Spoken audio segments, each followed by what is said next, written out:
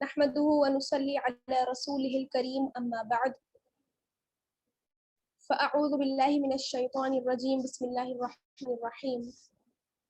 سامعین عزیز السلام علیکم ورحمۃ اللہ وبرکاتہ. امید کرتی ہوں آپ سب بخیر و عافیت ہوں گی.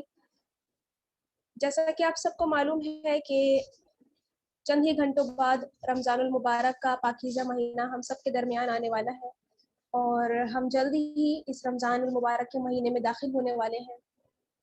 اس سے پہلے ہم رمضان المبارک کے تعلق سے کافی کچھ سیکھ چکے ہیں اور آج ہم جس ٹاپک پہ بات کریں گے وہ ہے رمضان المبارک کے چند مسائل.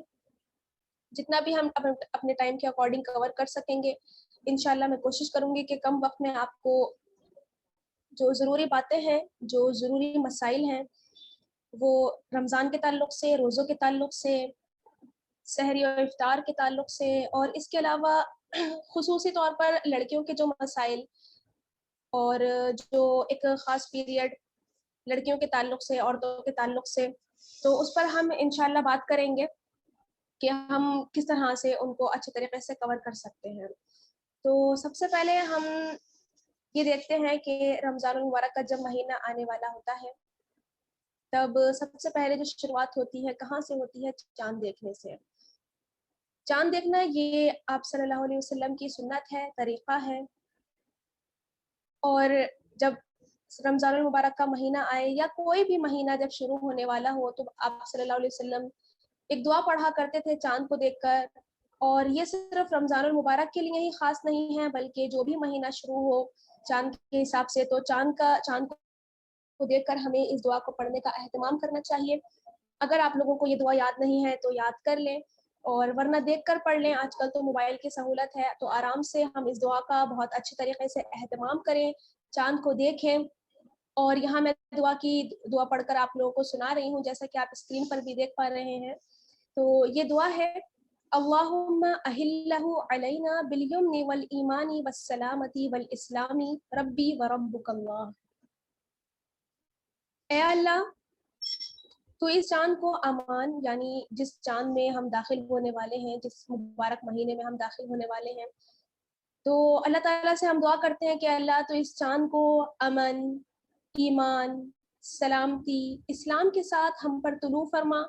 ہمارا اور تمہارا رب اللہ ہے، یعنی چاند کا اور ہمارا رب کون ہے، پالنے والا کون ہے؟ اللہ تعالیٰ ہے. تو یہ دعا جو ہے احادیث سے ثابت ہے. ہم سب کو اس دعا کے ساتھ جو مہینے آتے ہیں ان مہینوں کا استقبال کرنا چاہیے. اس کے بعد جو سب سے پہلی چیز ہم رمضان میں کرتے ہیں چاند دیکھنے کے بعد، جو خاص طور پر رمضان مبارک کے لیے ہے،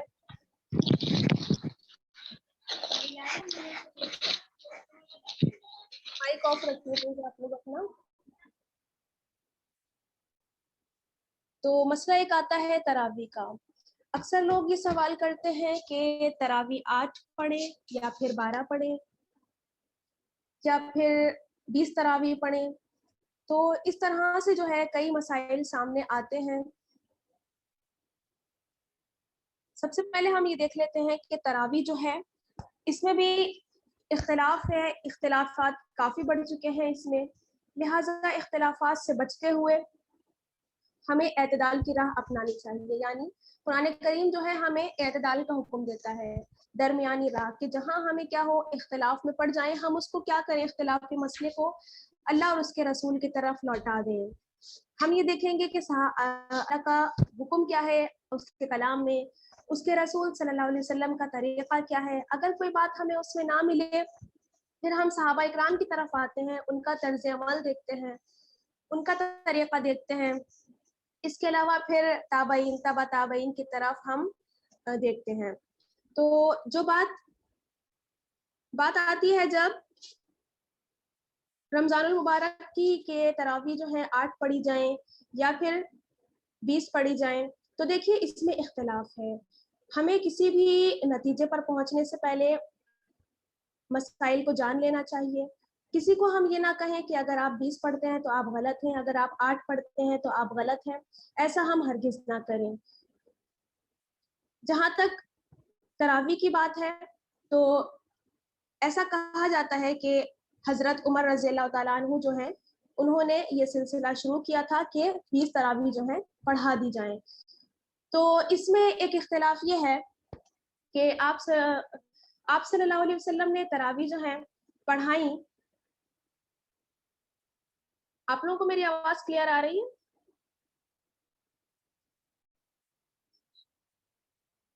ہیلو.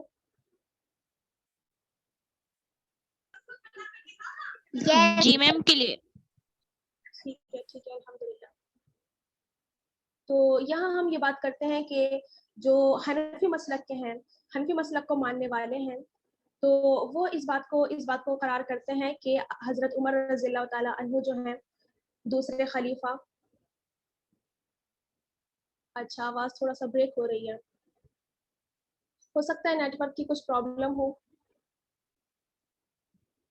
تو ان کے بارے میں یہ آتا ہے، حنفی مسلک کے جو لوگ ہیں وہ اس بات کو مانتے ہیں کہ حضرت عمر رضی اللہ تعالی عنہ جو ہیں انہوں نے 20 تراویح کا اہتمام کیا.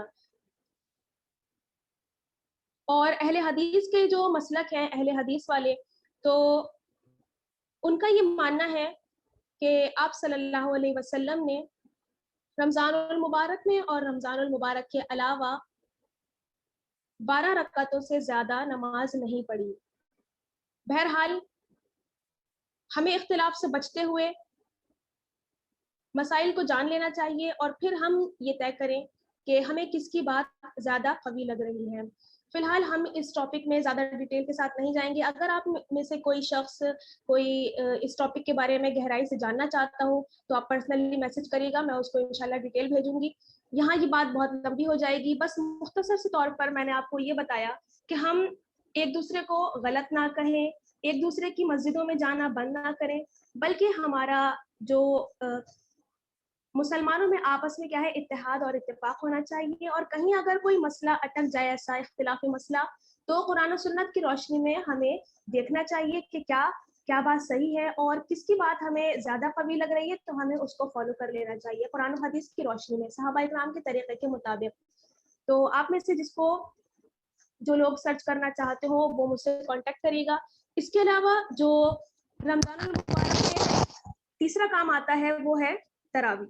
تراویح کے بعد سحری. سحری میں جب ہم اٹھتے ہیں تو اس کے چند ایک مسائل جو مجھے لگا کہ آپ لوگوں کو جاننے ضروری ہیں، اور کافی لوگ ایسے ہوں گے جو جانتے بھی ہوں گے.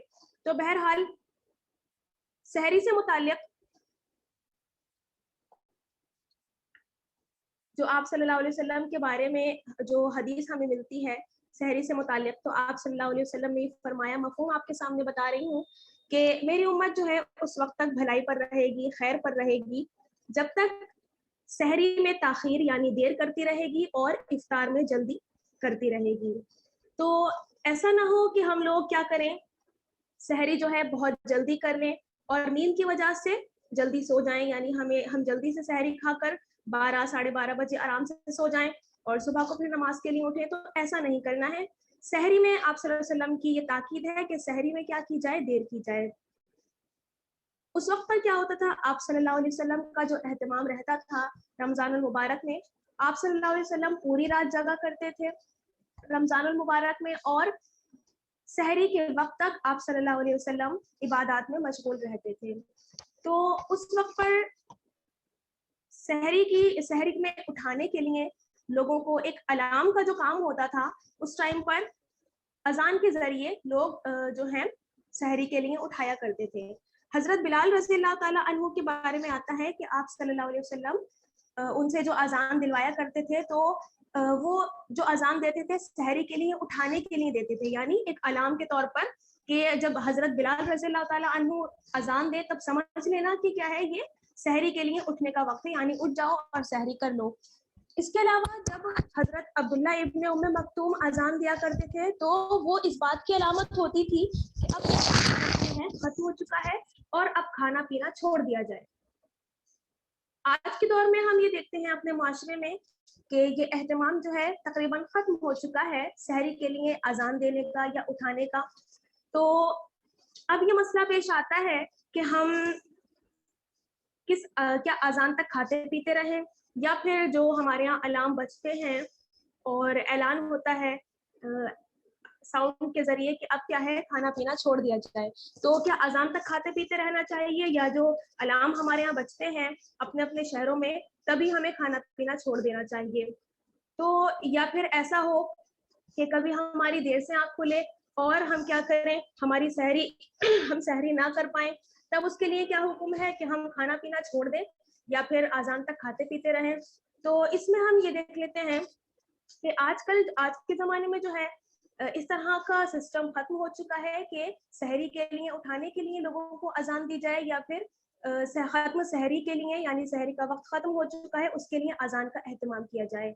आज के दौर में अगर हम देखें तो अलार्म जो बजते हैं तो उसमें हमें इस बात का ख्याल रखना चाहिए अपने अपने एरिया के मुताबिक, अपने अपने शहर के मुताबिक, कि जो कैलेंडर्स हमारे यहाँ आते हैं उसमें उसके अकॉर्डिंग हम ये तहकीक कर लें कि नेट पे भी आप सर्च कर सकती हैं, ऐसे बहुत से कैलेंडर्स हैं जो आपको मिल जाएंगे जिसमें हमें ये मालूम हो जाएगा कि सुबह सादिक जो है वो किस टाइम हो रही है, यानी तुलुए फज्र का वक्त किस वक्त है, और शाम जो है यानी दिन का खात्मा जो है वो किस वक्त हो रहा है। तो ये हमारे लिए आज बहुत ही आसानी के साथ हम लोग घर बैठे इस चीज को मालूम कर सकते हैं। आमतौर पर हमें इस बात का एहतमाम करना चाहिए कि हम अपने टाइम के अकॉर्डिंग अपनी सहरी मुकम्मल कर लें और बहुत ज़्यादा ताख़ीर भी ना करें, यानी कि अगर हम देख रहे हैं कि अज़ानें हो रही हैं और अज़ान तक हम खाते पीते रहें, तो अज़ान आज की, जैसे मैंने आपको बताया कि आज की जो अज़ानें हैं वो ख़त्म सहरी के लिए नहीं होती हैं बल्कि फजर की नमाज के लिए अज़ानें होती हैं। तो बेहतर यही है कि हमारे पास जो कैलेंडर है और उसमें जो टाइम दिया होता है हम उसके अकॉर्डिंग चलें और इस बात में थोड़ी सी एहतियात करें, कहीं ऐसा ना हो कि हम इन इख्तिलाफी मसाइल में फंस कर उलझ कर अपने रोजे को ज़ाया कर बैठे हैं। तो जब हम सहरी मुकम्मल कर लेते हैं और कभी कभी ऐसा भी होता है कि हमारी आंख नहीं खुली और एग्जैक्ट हमारी उस टाइम पे आंख खुलती है कि जहां सहरी का वक्त खत्म होने वाला होता है, तो उसमें हम ये देखेंगे कि सहरी का वक्त खत्म तो नहीं हो गया है। मान लीजिए अजान हो रही है तो फिर हम खाएं पिए या नहीं, या बिना सहरी के रोजा रख लें।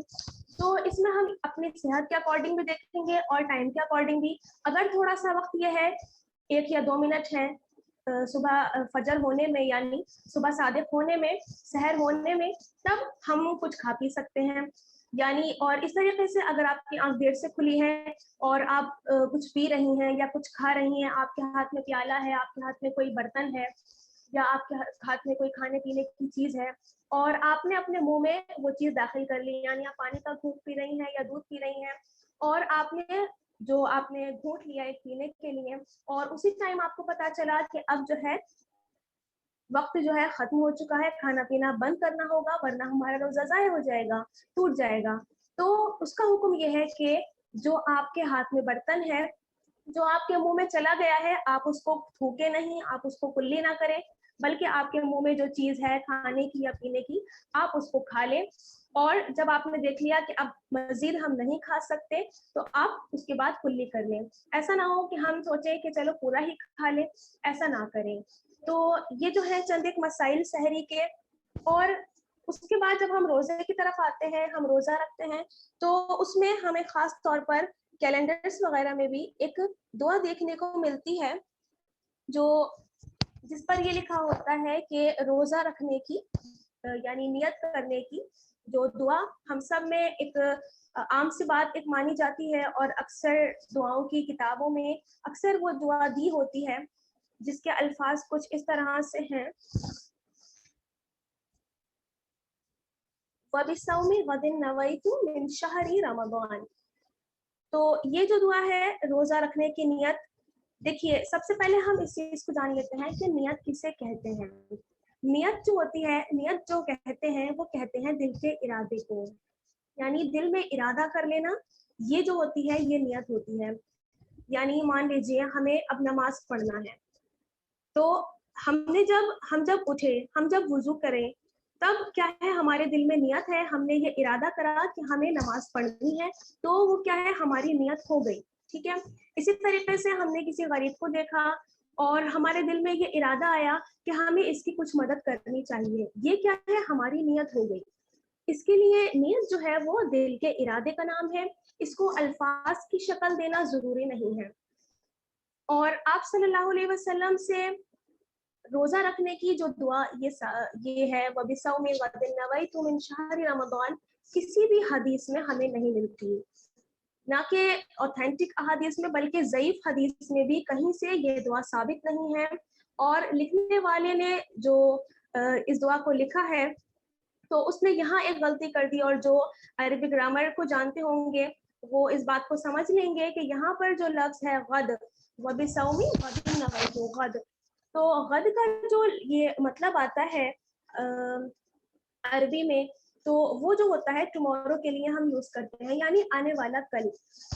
تو اب ہم جانتے ہیں، یہ بات ہم آسانی سے سمجھ سکتے ہیں کہ چاند کا جو دن شروع ہوتا ہے تو دن جو ہے وہ بعد میں آتا ہے، اور دن سے پہلے کیا ہے، رات آتی ہے.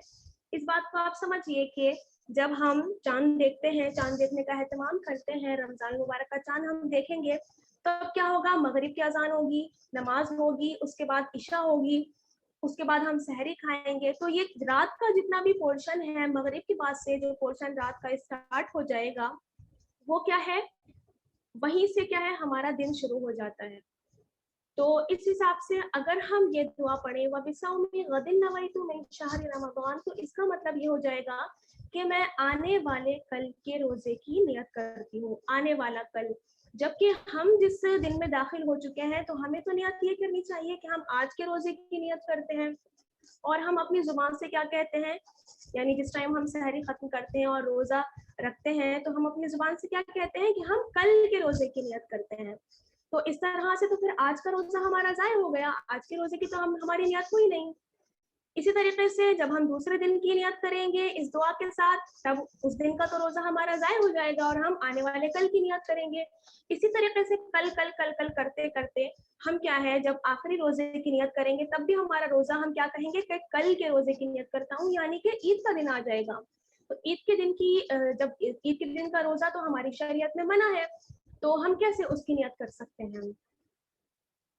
تو ایک بات ہماری یہ سمجھ میں آئی. اس کے علاوہ چاند کے علاوہ اگر ہم سورج کے حساب سے دیکھیں، جو ٹائم ہمارا دنیاوی اعتبار سے ہم زیادہ تر فالو کرتے ہیں، تو اے ایم پی ایم کے حساب سے بھی اگر ہم دیکھیں کہ 12 بجے کے بعد، رات کے 12 بجے کے بعد اے ایم شروع ہو جاتا ہے. تو اس حساب سے بھی اگر ہم فجر کے وقت، فجر سے جسٹ پہلے اگر ہم روزے کی نیت کرتے ہیں، تب بھی ہم کیا ہے، نئے دن میں شامل ہو چکے ہیں، یعنی وہ آج ہی کا دن ہے. اور ہم دعا کیا کر رہے ہیں کہ ہم کل کے روزے کی نیت کریں گے. تو یہ چیز ہے کہ اس وجہ سے یہ دعا جو ہے معنی کے اعتبار سے بھی غلط ہے. اور سب سے بڑی بات یہ کہ آپ صلی اللہ علیہ وسلم نے اس دعا کو نہیں پڑھا، کسی صحیح حدیث سے کیا بلکہ ضعیف حدیث سے بھی یہ دعا ثابت نہیں ہے. تو بہتر یہ ہے کہ ہم سنت کو فالو کرتے ہوئے، جس طرح سے آپ صلی اللہ علیہ وسلم روزہ رکھا کرتے تھے اسی طریقے سے ہم روزہ رکھیں، اور بسم اللہ پڑھ کر ہم اپنے روزے کی شروعات کریں. اور اس کے علاوہ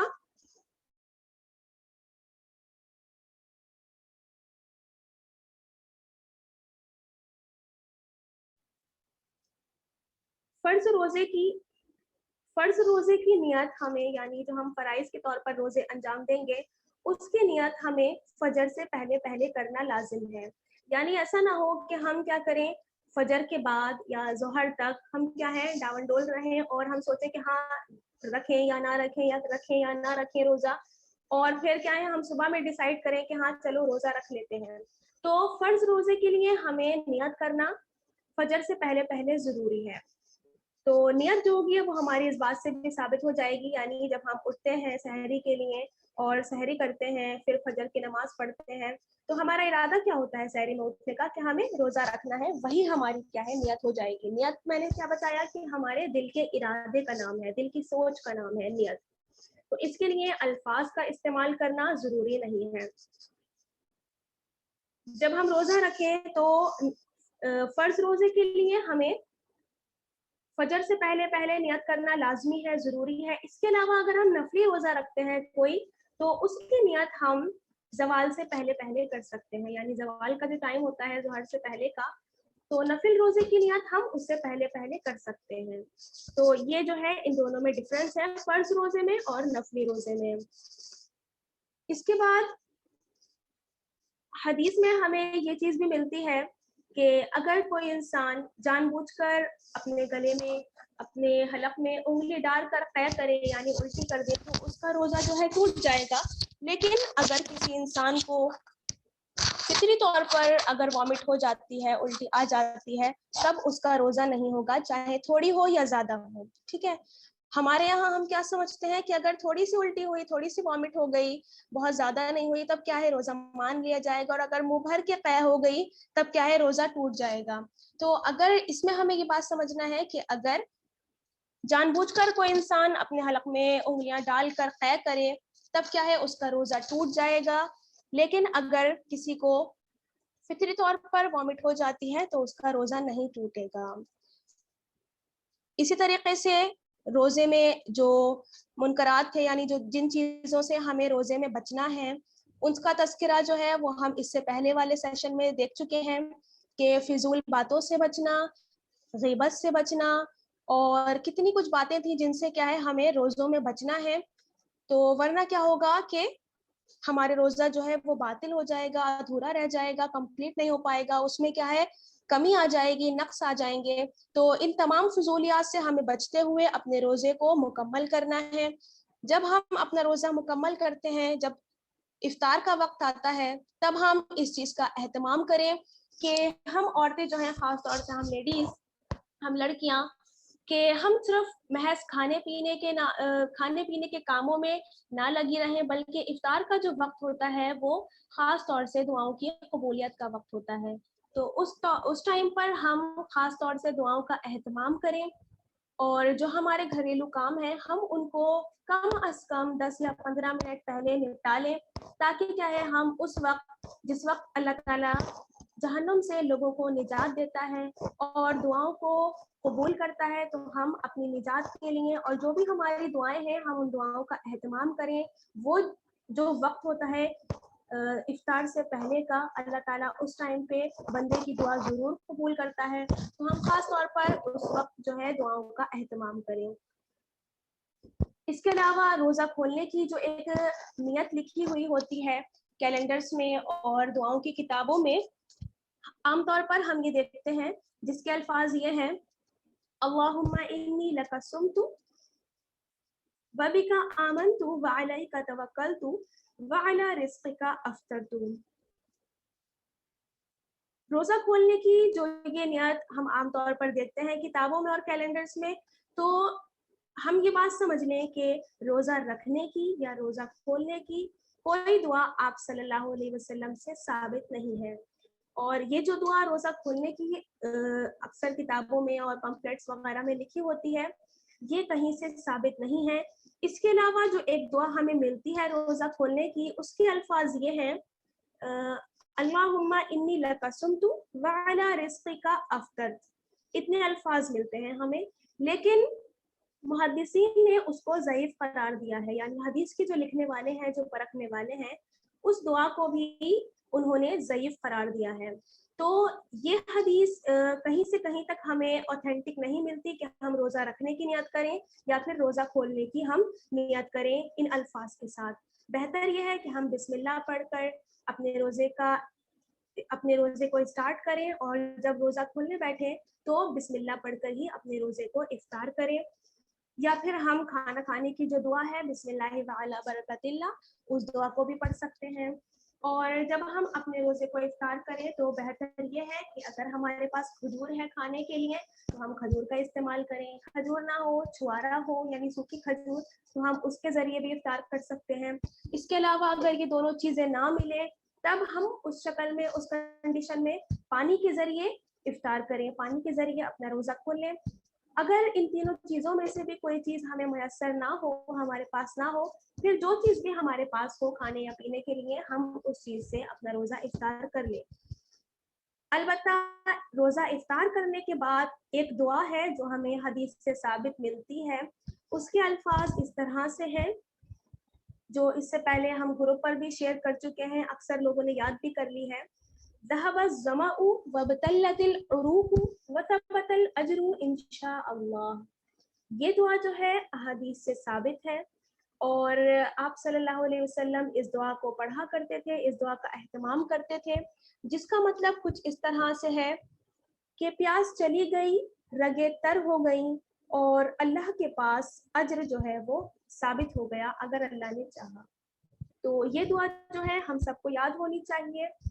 ہمیں اس بات پر دھیان دینا چاہیے کہ جو دعا اوتھینٹک ہے, احادیث سے ثابت ہے, اس کو تو بہت ہی کم لوگ یاد کرتے ہیں اور بہت ہی کم جو ہے یہ پرنٹ ہوئی بھی ہمیں ملتی ہے. لیکن جو چیزیں سنت سے ثابت نہیں ہیں ان چیزوں کی اتنی زیادہ بہتات ہو چکی ہے کہ ہم لوگوں میں وہ چیز کیا ہے بالکل عام ہو چکی ہے.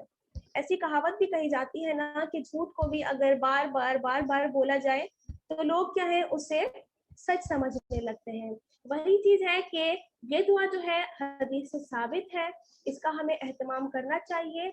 اور آج اگر ہم لوگوں کو بتاتے ہیں کہ جو دعائیں حدیث سے ثابت ہیں, یعنی ذهب الظمأ وابتلت العروق وثبت الاجر انشاءاللہ, تو یہ ان کے لیے ایک نئی چیز معلوم ہوتی ہے. اور جو کام برسوں سے وہ کرتے چلے آ رہے ہیں, جو دعائیں وہ پڑھتے چلے آ رہے ہیں, وہ بِالصَّوْمِ غَدٍ نَوَيْتُ مِنْ شَهْرِ رمضان, اور روزہ کھولنے کی جو دعا ہے, آج اگر ہم لوگوں کو بتاتے ہیں تو لوگ یہ سمجھتے ہیں کہ شاید یہ کوئی نیا دین لے کر آ گئی ہے. تو دیکھیے یہ اب تک ہمیں پتہ نہیں چلا, یہ ہمارے علم کی کمی ہے اور یہ ہماری ناواقفیت ہے. لیکن جب ہمارے سامنے قرآن اور حدیث کی کوئی بات آئے تو ہمیں خوش دلی کے ساتھ اور کشادگی کے ساتھ اس چیز کو قبول کرنا چاہیے.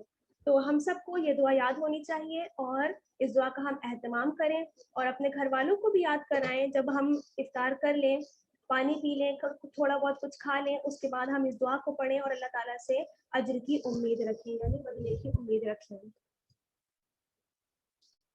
اس کے علاوہ ہم لیڈیز کے ساتھ جو ایک خاص ایک پیریڈ جو ہوتا ہے حیض کا, یعنی مینسس کا, مینسٹریشن, الگ الگ اس کے نام ہیں. تو عربی میں جو کہتے ہیں اسے حیض کہتے ہیں.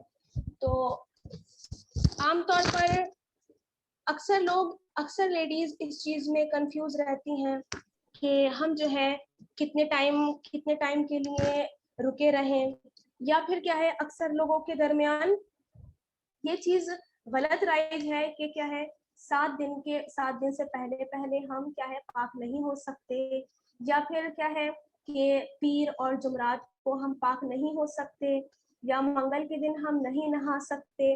تو ایسی بہت سی چیزیں ہیں, بہت سی باتیں ہیں جو ہمارے معاشرے میں غلط رائج ہو چکی ہیں. ہماری علم کی کمی کی وجہ سے ہم اس کو مان لیتے ہیں, اس کو کیا ہے سچ سمجھ لیتے ہیں. تو بہتر یہ ہے کہ ہم ان تمام مسائل کے ساتھ اپنے آپ کو وابستہ کریں, ان تمام مسائل کو جانیں, کیونکہ یہ ہمارے ساتھ جڑی ہوئی ہے, ہماری زندگی کا ایک حصہ ہے. تو جہاں تک بات آتی ہے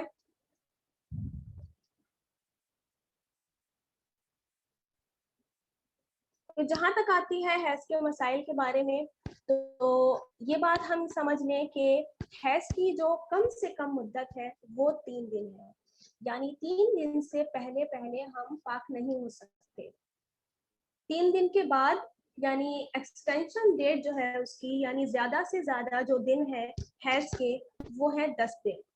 یعنی 10 دن کے بعد بھی اگر ہمیں بلیڈنگ ہو رہی ہے تو وہ چیز جو ہے ہماری ایک بیماری مانی جائے گی. اور 10 دن کے بعد بھی اگر ہمیں بلڈ آ رہا ہے تو ہم کسی ڈاکٹر کو دکھائیں, اس سے مشورہ کریں. لیکن 10 دن کے بعد ہم اپنی جو نمازیں ہیں, اپنا جو روزہ ہے اس کو کنٹینیو کر سکتے ہیں, ٹھیک ہے, چاہے بلیڈنگ ہو رہی ہو. تو بعض لوگ جو ہے یا کسی کو ایسی کوئی بیماری لگ جاتی ہے کہ جیسے رسولی کی جو بیماری ہوتی ہے, یا کوئی ایسی بیماری جس میں کیا ہے بلیڈنگ ہو جاتی ہے انسان کو اور کئی دن لگ جاتے ہیں, یعنی 10 دن سے زیادہ لگ جاتے ہیں. تو عورتیں جو ہیں یا لیڈیز جو ہیں وہ کنفیوز رہتی ہیں کہ ہم کیا ہے بلیڈنگ ہو رہی ہے, ایسی کنڈیشن میں ہم نماز کیسے پڑھیں, قرآن کیسے پڑھیں, روزہ کیسے رکھیں. تو جو زیادہ سے زیادہ ایکسٹینشن ڈیٹ جو ہے اس کی وہ میں نے آپ کو بتایا کہ 10 دن ہے, اور جو لمیٹڈ ہے یعنی کم سے کم جو ہے وہ 3 دن ہے. اب اس کے درمیان آپ 4 दिन में भी पाक हो सकती हैं, 5 दिन में भी पाक हो सकती हैं, 6 दिन में भी पाक हो सकती हैं और 7 दिन में भी या 8 या 9 दिन में भी हम पाक हो सकते हैं। अब इस दौरान पाक होने की डेट पे अगर हमारा वेडनेसडे आ जाए, थर्सडे आ जाए या मंडे आ जाए, इससे कोई फर्क नहीं पड़ता। तमाम दिन जो है अल्लाह ताला के बनाए हुए हैं, तमाम तारीखें अल्लाह ताला की बनाई हुई हैं, कोई तारीख मनहूस नहीं है, कोई दिन मनहूस नहीं है। तो ये चीज़ हम अपने जहन से निकालें कि अगर हम जुमरात को नहाएंगे तो पाक नहीं होंगे।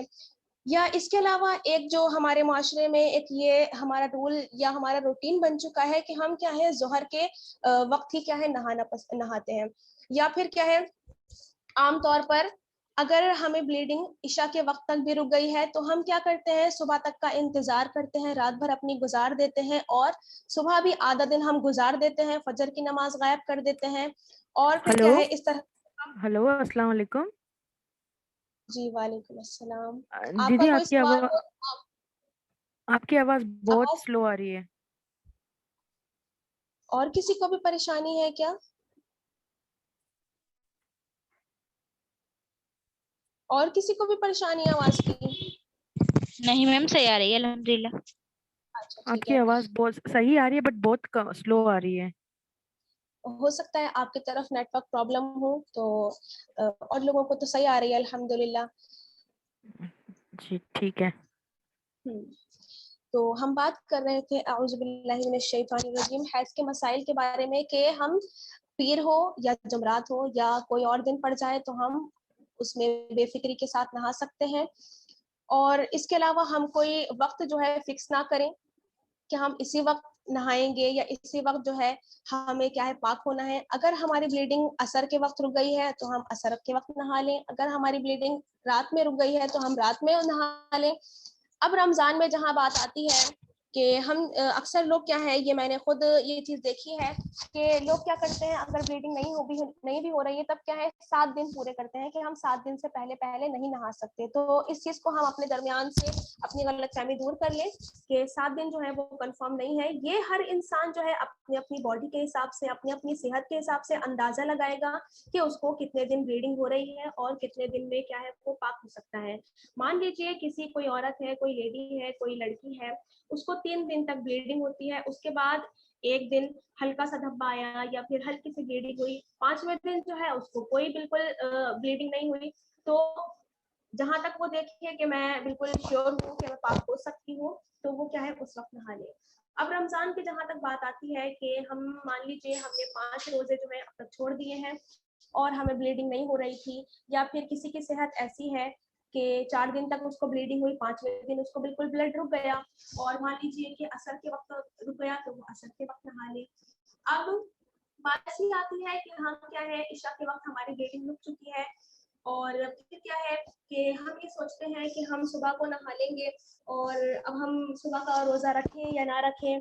तो इस चीज़ को जान लेते हैं कि मान लीजिए अगर आपकी ब्लीडिंग जो है रुक गई है इशा के वक्त तक, तो आप थोड़ा सा देख लें। और तरावी अगर आप नहीं भी पढ़ेंगी, इशा की नमाज अगर आपने नहीं भी पढ़ी है, तब आप रोज़ा रख सकती हैं। तरावी एक अलग इबादत है और रोज़ा जो है वो एक अलग इबादत है। तो तरावी को हम रोज़े के साथ ना जोड़ा करें। अगर हमारी नियत है, अगर हम ये सोचते हैं कि हम जो है कल का रोज़ा रख सकते हैं और हमें ब्लीडिंग रुक चुकी है, लेकिन अभी हम नहा नहीं रहे हैं कि हो सकता है कहीं कोई डॉट आ जाए, तो हम क्या करें इस कंडीशन में? फजर से पहले पहले हमें फर्ज रोजे की नियत करना लाजिम है, ज़रूरी है।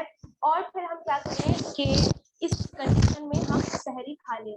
यानी ऐसा ना हो कि हम ये समझें कि हम नापाकी की हालत में सहरी नहीं खा सकते, ये भी एक लोगों के दरमियान गलतफहमी है।